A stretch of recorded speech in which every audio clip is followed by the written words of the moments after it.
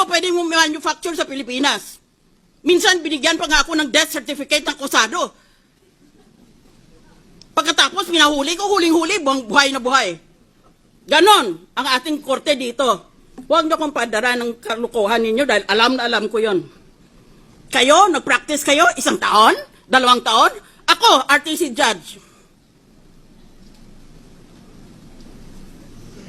Why would a suspected criminal leave his calling cards at the scene of the crime? Kung noon pa, gusto pala niyang itago ang kayamanan niya, bakit niya ilagay sa pangalan niya?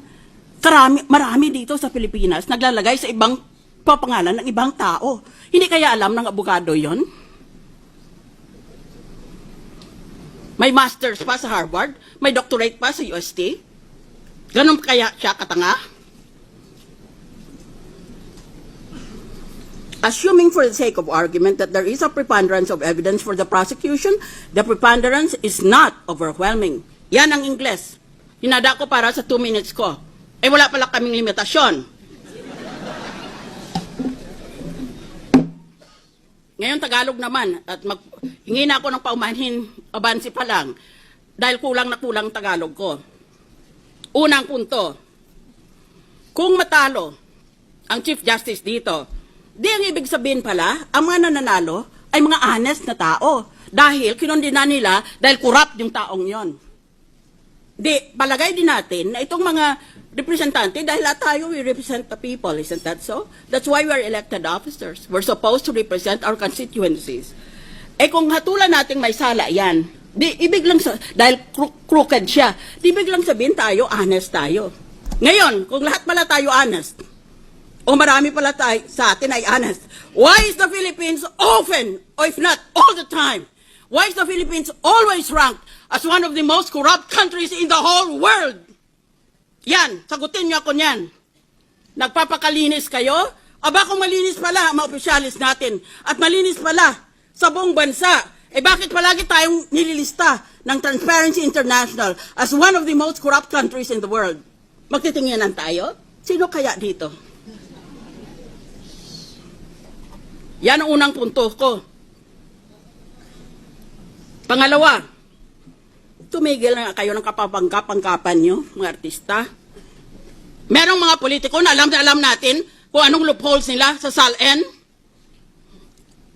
Deposito ang sinasabi ng batas pagkatapusan ng Disyembre, katapusan ng taon. Magdeklara ka kung magkanong pera mo sa bangko. Hindi ba gini-withdraw nila pera nila sa buwan na Nobyembre o Disyembre? Para pag naglagay sila, pag nag-file sila ng SALN nila, wala nga silang deposito. O kaya meron lang sila ng couple of thousands. Kasi withdraw nila Pag Enero, i-deposit nila uli. Taong bayan, kayo ang magtestigo. Yan. Ba't hindi natin habulin yung ganon? Pangalawa, palusot. O pangalawa, na ginagawa nila na loophole sa SALN. Lahat ng pag-ari nila, real estate, bank accounts, iba pang pag-ari, nilalagay sa ibang pangalan. Yan is very, very widespread. O di wala nga naman silang pag-ari. Dahil lahat, linagay na nila sa ibang pangalan. Kung bawal ang asawa at ang mga anak, dahil sa batas ay inspeksyonin pati yan, yung mga malapit sa kanila. Di doon sa mga malalayo ng mga kamag-anak. O kaya maski hindi kamag-anak, sa kaibigan na pinagkakatiwalaan nila. What a hypocritical accusation.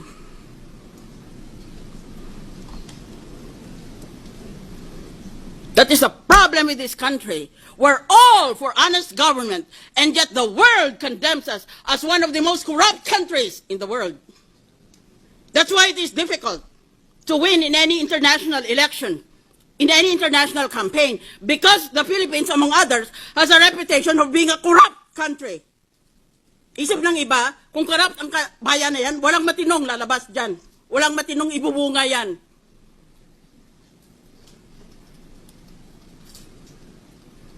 Ba't bawat isa ba sa inyo, walang sala tungkol sa SALN? Bigyan nyo ako ng isa pang buhay. Panginoon, bigyan mo ako ng isa pang buhay. At imbestigahin ko lahat. Isa-isa. Dito sa Senado at sa House of Representatives. Tignan natin. Pati sarili ko, imbestigahin ko. Order, please. Ang daming loopholes ng SALN na yan. Ba't hindi kayo umimik noon? Ba't ngayon bigla na lang kayong so exercised about a loophole? Well, if that is the case, then let us all just put our assets in dollars and know the purpose of the SALN will be perverted or corrupted. That is true. But what about all the other loopholes? Bakit ngayon lang kayo nagalit tungkol sa loophole na yan? Bakit doon pa? Dahil yung iba sa atin, ginagamit yung mismong loopholes na yon. Hindi lang sila ma-impeach. Sunod na punto. Sinabi ko sa umpisa, this is quasi-judicial and this is quasi-political. Yan, aminado yan ng mga authors. Si Professor Charles Black ng Yale, si Professor Raoul Berger ng Harvard. Mga tinitingala yan ng mga authorities all over the world. Ngayon, this is quasi-judicial. Ibig sabihin, kalahati niyan politika. Kalahati yan, batas. Napakahirap gawin yan. Ngayon, ako, dahil naging RTC judge, ang ginagamit ko lang, ang batas.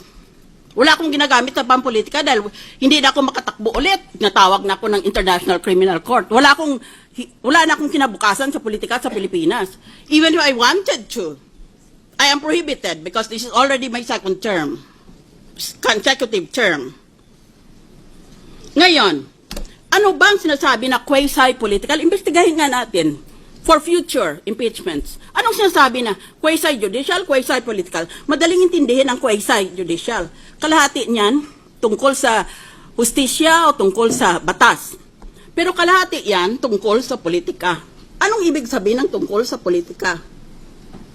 Tungkol sa politika, dahil ang ibig sabihin dyan, pag-isipan mo at pakinggan mo ang mga taong bumoto sa iyo. That is actually the meaning of quasi-political. Because the people might disagree with what the law says. Yon ang pakikinggan mo. That is the meaning of quasi-political. Hindi ibig sabihin quasi-political na buboto ka, ulit bibigyan ka ng mamahaling proyekto sa public works na kung saan maaaring kumita ka. Alam naman natin yan. Kung magkano ang halaga ng public works mo, 10% punta sa iyo kung gusto mo. Hindi iyon ang ibig sabihin na politika. At hindi ibig sabihin na quasi-political na isipin mo, nako, tatakbo ako. Either for re-election or for another position, or I need some position in government for my kalyado ko, who I will use as my dummy. That is not the meaning of quasi-political. I request the lady to wind up this. I thought that I was unlimited. I prepared a 2-minute paper, but I will obey the injunction. Tsaka, isang punto. Nang nagtapos magpresenta ng ebidensyang prosecution, naglabas ng mga survey ng mga tao gusto pala na guilty ang Chief Justice. Ngayon natapos ang depensa, saan ngayon ang mga survey? Wala. At, huli sa lahat at pinakamahalaga, anong magiging, hindi lang importante kung anong magiging desisyon natin ngayong hapon, anong magiging katuparan, anong susunod sa ating desisyon. Ulit ba mananalo tayo sa botohan? Panalo na tayo sa masa na nakakarami sa ating bansa. And we follow the rule of the majority. Sa kabataan sa pamantasan, dahil they're an educated constituency, sa kaysaysayan ng ating bansa, this will go down in history. Nagtrabaho ako abroad. Nagka-cancer ang tatay ko. Bumalik ako. Sabi ng tatay ko, mag-resign ka nga dyan sa trabaho mong yan. Wala kang silbi sa bayan mo. Magsilbi ka sa sarili mong kababayan. Nagsilbing na nga ako. Pero kung ang politika ay mangigibabaw sa batas, wala na rin akong silbi. Bayan, kayo ang maghatol sa ginagawa dito sa impeachment trial. What's your vote? Would you be very surprised if I say that I vote not guilty?